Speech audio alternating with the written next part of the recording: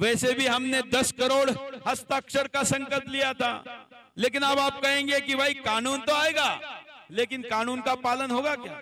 हमारे यहाँ तो नो पार्किंग बोर्ड के नीचे ही गाड़ी पार्क होती है तो ज्यादा सुरक्षित होती है। जहां पर ये ना करो लिखा होगा लोग जरूर वहां जाएंगे। जहां पर जो नहीं कानून तोड़ने के लिए हमारे यहाँ बनता है ऐसा लोग मानते हैं, तो फिर ये कानून तो आएगा अब लग रहा है, लेकिन इसको लोग मानेंगे?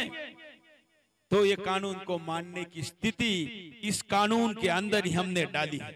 हमने कहा यह सख्त कानून बनना चाहिए, क्योंकि लातों के भूत बातों से नहीं मानते, और इसलिए जिनके भी दिमाग में किसी भी धर्म का हो, किसी भी प्रांत का हो, किसी भी भाषा का हो, कहीं से भी आया हो, सबके लिए समानता के आधार पर यह कानून मानना होगा।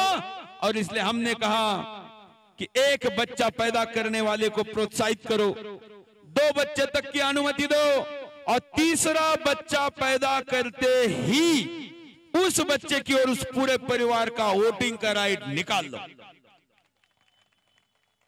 उसका राशन कार्ड निकाल लो, गैस सब्सिडी का सिलेंडर निकाल लो, सब्सिडाइज सरकारी स्कूलों में शिक्षा, वैसे ही ज्यादातर मदरसों में जाते हैं, और मदरसों में जाके डॉक्टर गुलरेज शेख नहीं बनते, क्या बनते आपको पता है?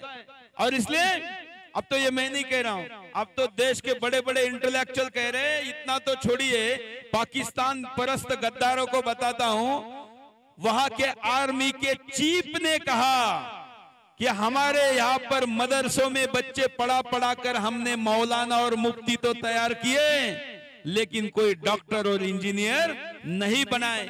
इसलिए देश की अर्थव्यवस्था वहां पर आतंकवाद और युद्ध और हथियारों के हाथ में है। अब कोई कहेगा कि भाई चौथा बच्चा हो, तो मुझे किसी ने कहा कि आप अगर तीसरे बच्चे पर इतना सख्त कानून बता रहे तो चौथे बच्चे की बात क्यों करते हो? तो मैंने कहा भाई 4-4 बीवियां और 44 बच्चे से डायरेक्ट 2 पे आना मुश्किल है कुछ लोगों के लिए, तो हो सकता है कि चौथा भी पैदा हो। तो मैं बताना चाहता हूं कि चौथा बच्चा उस परिवार की जरूरत है क्या? समाज की जरूरत है क्या? देश की जरूरत है क्या? तो जरूरत किसकी है?